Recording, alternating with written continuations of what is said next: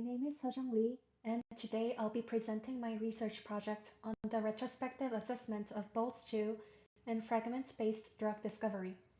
This project was conducted at the Structural Genomics Consortium at the University of Toronto under the supervision of Dr. Shapira. To begin, I'll briefly introduce fragment-based drug discovery, or FBDD. FBDD is an approach used in the early stages of drug discovery.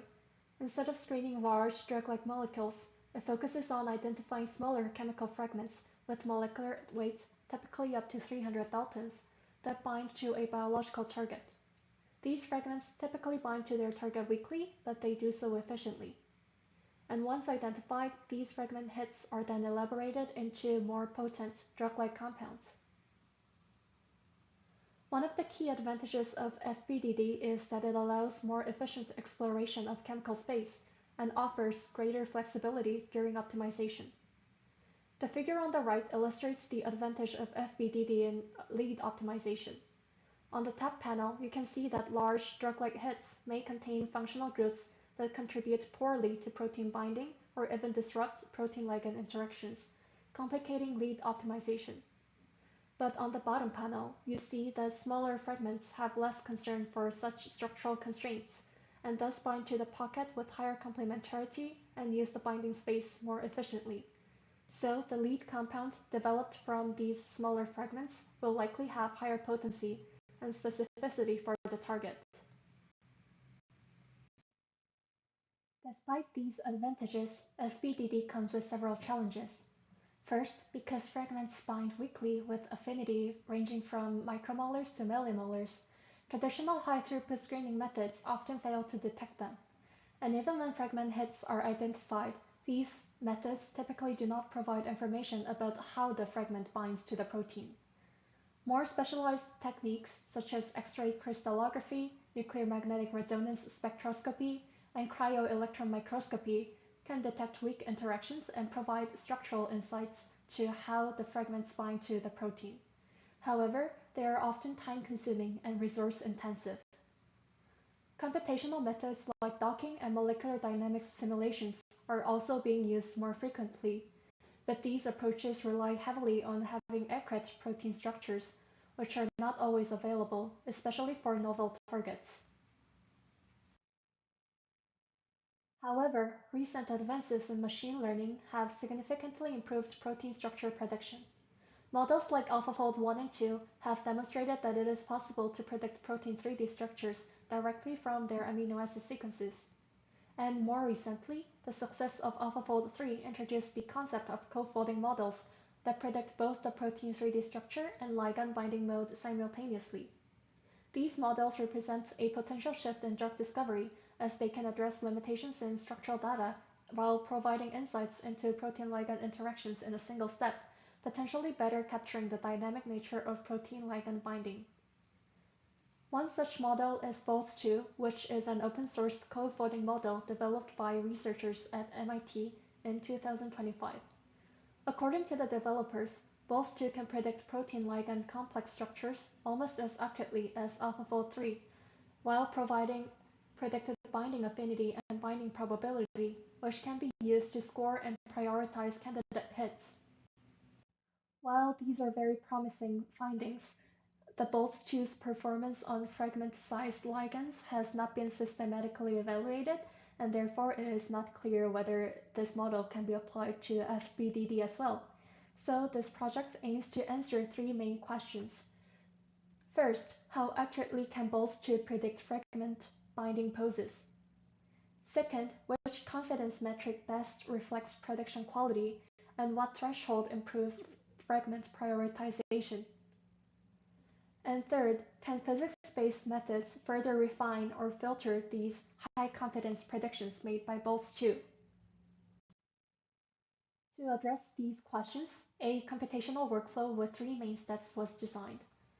First part was the construction of a benchmark dataset, and second was the generation of Boltz 2 predictions and their analysis.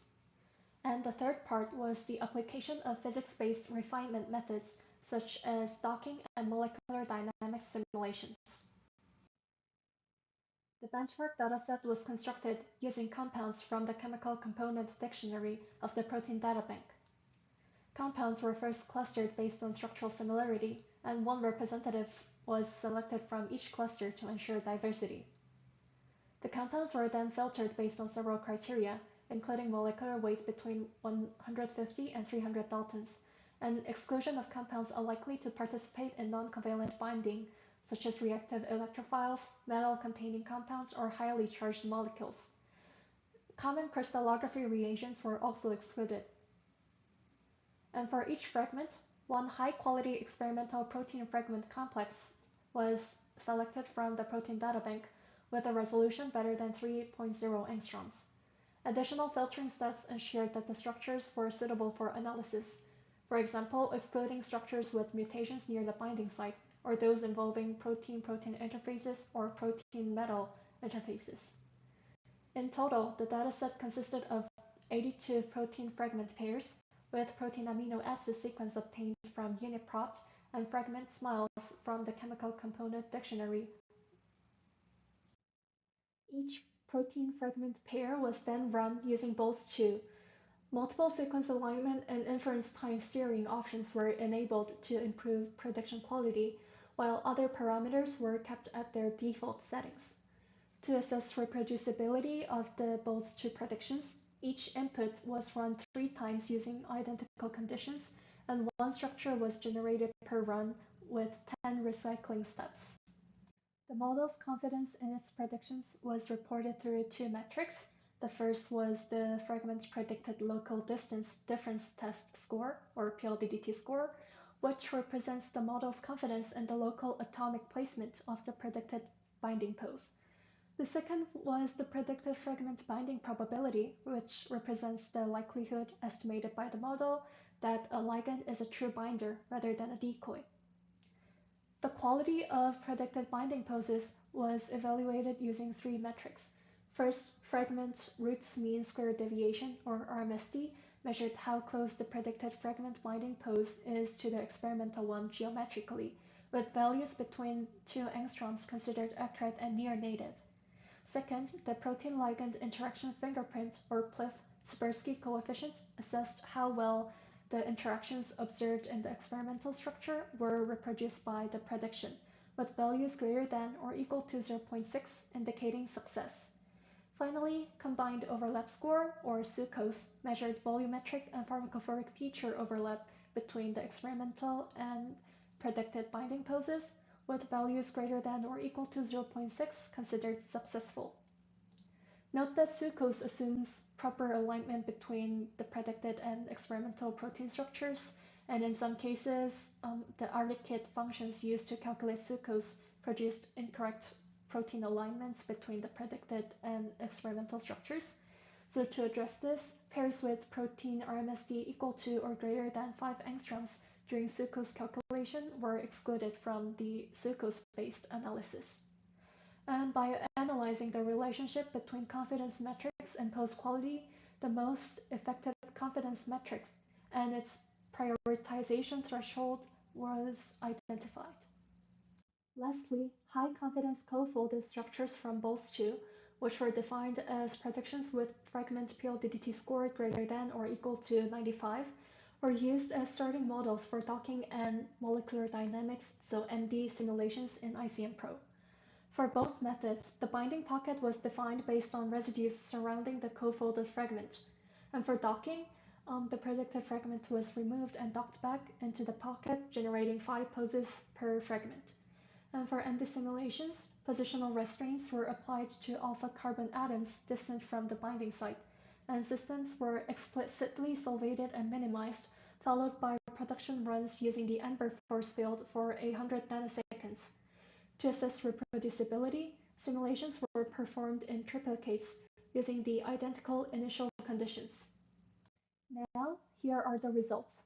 We'll first look at the success rate of Boltz 2 in generating near-native binding poses to answer the first question of, can Boltz 2 accurately predict fragment binding poses? Across all predictions from the 3 runs, about half of the fragment binding poses met the RMSD and PLIF thresholds. The sucrose success rate was lower at 37%, which may partly reflect alignment issues in some cases. However, performance varied depending on overlap with the training dataset. For protein fragment pairs deposited to the protein databank before the training cutoff date, and were thus included in the training dataset of Boltz 2, success rates were higher, around 60% for both RMSD and PLIF. In contrast, for structures deposited after the training cutoff, performance drops dramatically, and the success rate for PLIF was 0%. So this suggests that Boltz 2 may rely, at least in part, on memorization of training data as claimed by several studies, rather than fully generalizable physical principles. So overall, while the model can produce near-native, biologically relevant binding modes in some cases, a substantial proportion of incorrect predictions remains, especially for novel targets with little similarity to the training data. Examining the reproducibility of predictions next, it was noted that fragmented RMSD and sucrose remained consistent across 3 independent runs, indicating stable geometric predictions. Tversky coefficient, on the other hand, showed slightly higher variability, likely because it is sensitive to small differences in both the fragment orientation and protein residue orientation.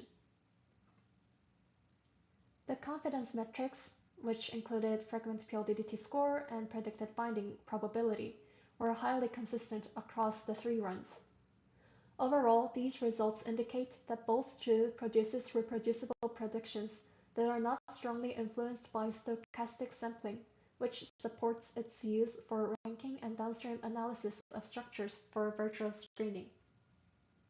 Given the moderate success rate indicating the need to filter Boltz 2 predictions, particularly when applying the model to novel targets, the next step was to identify the confidence metric that best indicates prediction quality. Between the 2 candidate confidence metrics, fragment PLDDT score showed a stronger association with all 3 post-quality evaluation metrics. Spearman's correlation analysis revealed moderate monotonic relationship between the fragment PLDDT and all 3 post-quality metrics, represented by the Spearman's correlation coefficient of negative 0.54, 0.44, and 0.57, respectively. The predicted binding probability, on the other hand, exhibited weaker correlations with the metrics, indicating a more limited ability to reflect pose-correctedness. Receiver operating characteristic analysis further supported the superior performance of fragment PLDDT score as a confidence metric, using the defined near-native classifications of fragment RMSD, PLIF, Tversky coefficient, and sucrose. Fragment PLDDT scores consistently achieved higher area under the curve values than the predicted binding probability, indicating improved discrimination between accurate and inaccurate fragment binding poses across all possible thresholds.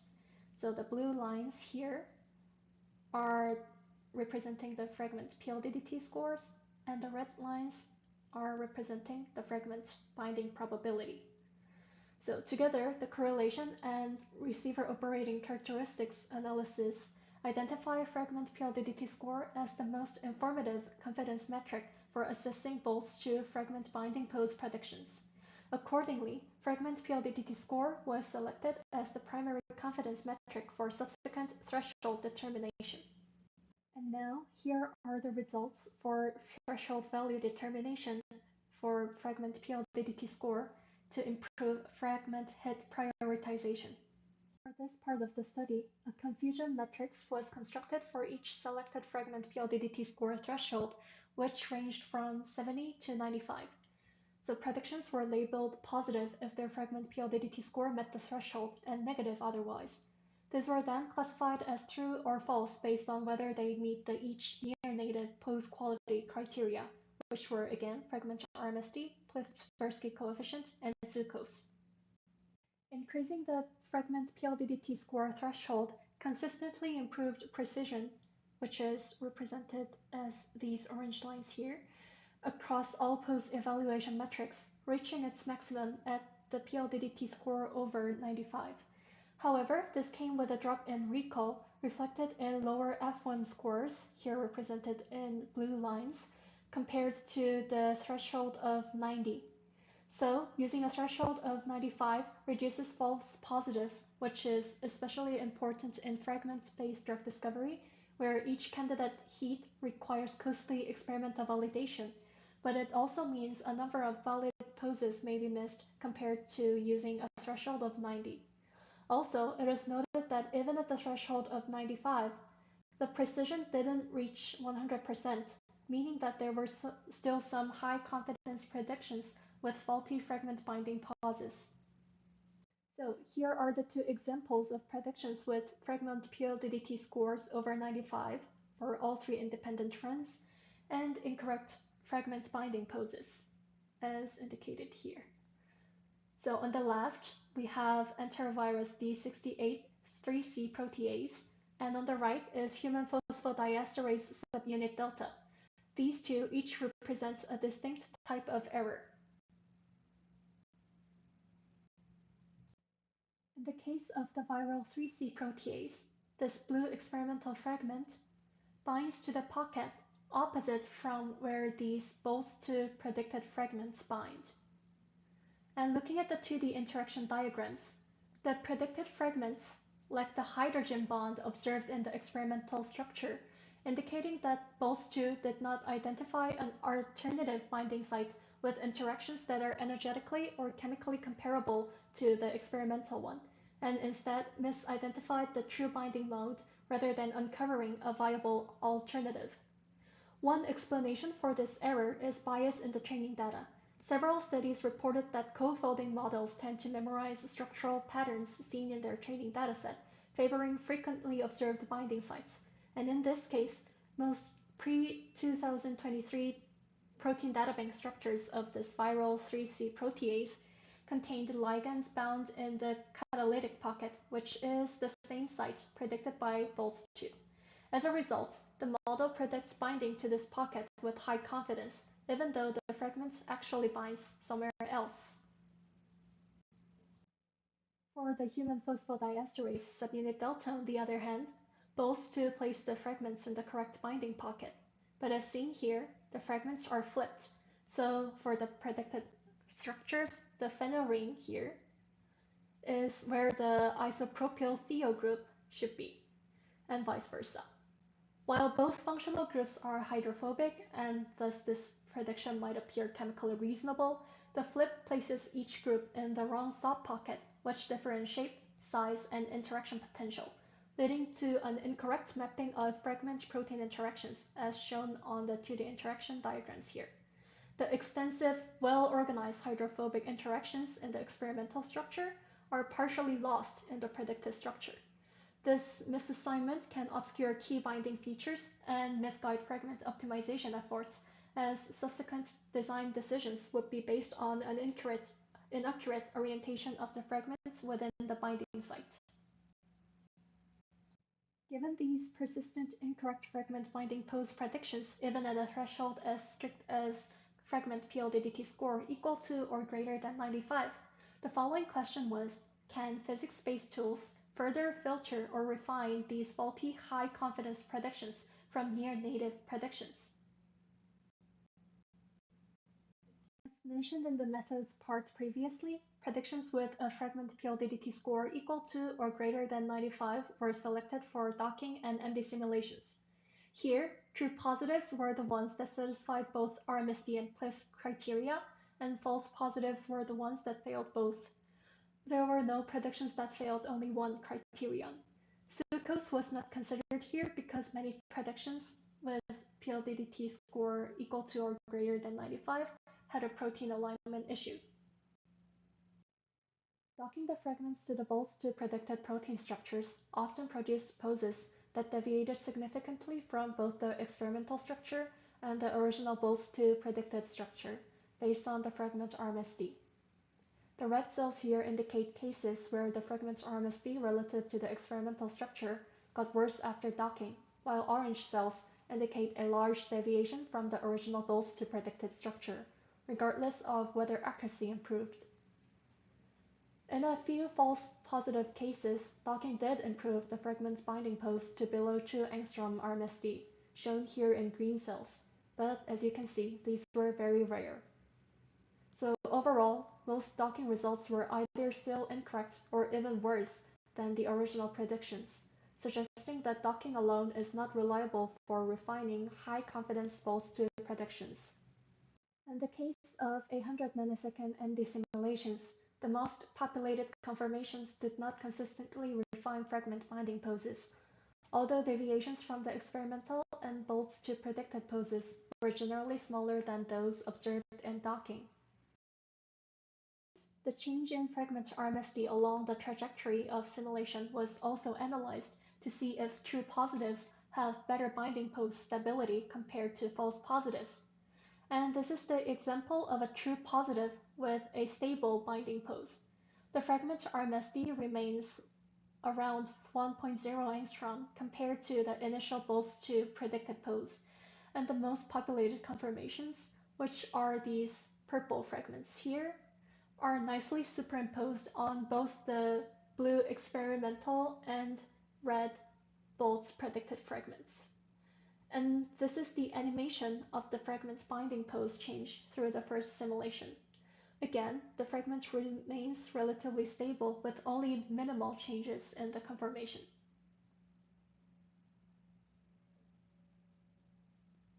And looking at the 2D interaction diagram, many van der Waals and hydrophobic interactions were conserved between the experimental and predicted structure, which would have contributed to the fragment binding pose stability during the MD simulation. So the van der Waals contacts are these brown dashed lines, and hydrophobic interactions are the green ones. But then there was a case where a true positive prediction had an unstable fragment binding pose. For all 3 independent runs, the fragment soon started to move away from the predicted binding pose, resulting in RMSDs going over 3 angstroms for most of the simulation time. And in one of the runs, the fragment even escaped the binding site, as shown on the diagram here. And here's the animation of the first simulation. You can see that the fragment keeps changing its orientation, constantly rotating and flipping away from the initial predicted pose here. Interestingly, the Pliff-Spursky coefficient for this prediction was 1, meaning that all experimentally observed interactions were recapitulated by the prediction. What is different from the previous example of stable true positive prediction is that there were only a few interactions to begin with, and they were mostly weak van der Waals interactions and only one unspecific hydrophobic interaction. So perhaps the absolute number and strength of interactions in the prediction are more important than how well the prediction reproduces the experimentally observed interactions in terms of binding pose stability. Further supporting that idea is this case of a relatively stable false positive prediction. The first and third runs had some larger deviation in the binding pose, but they were transient, and for most of the simulations, the fragment remained around the RMSD of 1 angstrom compared to the predicted structure. You can also see this in the animation here. So the fragment tends to remain around the initial predicted structure. Although there are some fluctuations, they are transient. And this was the prediction where the fragment was flipped, losing many of the hydrophobic interactions observed in the experimental structure. However, the predicted structure still had a relatively large number of van der Waals and hydrophobic interactions, which again would have contributed to the fragment's binding pose stability during the MD simulation. The last example shows the relatively unstable false positive prediction, where the fragment RMSD compared to the initial prediction usually fluctuated above 1.5 angstrom and sometimes went over 3.0 angstroms throughout the simulation. Here's the animated trajectory of the first run. You can see that the fragment tends to rotate away from the predicted structure here.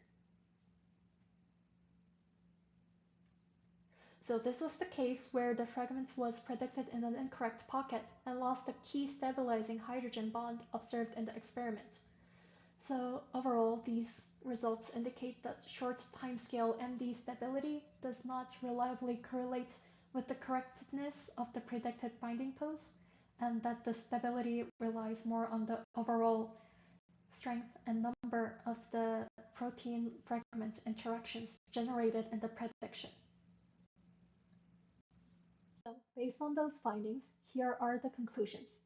First, Boltz 2 can generate biologically relevant fragment binding poses, but a moderate success rate and strong training data bias limit its generalizability, and this highlights the need for a reliable metric to distinguish high-quality predictions from erroneous predictions. And in that aspect, fragment PLDDT score can be a stronger confidence metric than predicted binding probability for fragment binding pose accuracy. Also, fragment PLDDT score threshold above 95 enriches for precision, while a threshold of 90 provides a more balanced trade-off between precision and sensitivity. However, some incorrect poses remain beyond the threshold of 95, and both docking and short MD simulation were unsuccessful as means to filter or refine Boltz 2 co-folded fragment binding poses with high confidence. In the case of MD simulation, predicted binding pose stability is likely to be determined by the total strength of predicted interactions. Nevertheless, the findings and conclusions should be interpreted with caution as there were several limitations in the study design. First, the benchmark dataset was relatively small and retrospective in nature. Future work should expand this benchmark to include a broader range of protein families and fragment chemotypes, as well as multiple fragments per target to better assess generalizability in various target-specific screening scenarios. In addition, the proposed confidence metric threshold for hit prioritization should be validated using prospective experimental data on fragment binding poses and binding affinity to confirm its utility in real-world fragment hit screening, especially with novel targets. Second, physics-based refinement was limited to docking and relatively short MD simulations. While these approaches are commonly used in structure-based drug discovery workflows, longer simulations or more rigorous methods such as binding-free energy calculation could be applied. However, binding-free energy calculation require high-quality initial structures and is computationally expensive, which may limit its applicability to large-scale fragment screening campaigns. As a more computationally efficient alternative, Boltz 2 predicted binding affinity could potentially be integrated as an additional scoring metric for high-confidence predictions. Although the model has been reported to approach the accuracy of free energy perturbation methods while operating significantly faster, the reliability of these affinity predictions remain under debate and requires further benchmarking before prospective application. Lastly, the present study focuses on fragment pose prediction and does not address later stages of FBDD, such as fragment to lead optimization. During this optimization stage, fragments are typically grown, merged, or linked to generate larger ligands with improved affinity, which can alter the original binding mode of the fragment. It therefore remains important to determine whether fragment binding poses predicted by Boltz 2 correspond to core binding modes that are preserved in optimized ligands. Further studies should investigate whether Boltz 2 can reliably capture binding poses of elaborated fragments and support structure-based fragment growth and optimization strategies. Overall, while Boltz 2 is a promising tool, careful evaluation and filtering remain essential when applying it to fragment-based drug discovery. And with that, I would like to end the presentation by thanking my supervisor, Dr. Matthew Shapira, who's a professor at the Department of Pharmacology and Toxicology at University of Toronto. I would also like to thank Dr. Conrad Veranzo, a postdoctoral fellow at the Shapira Lab, for his mentoring.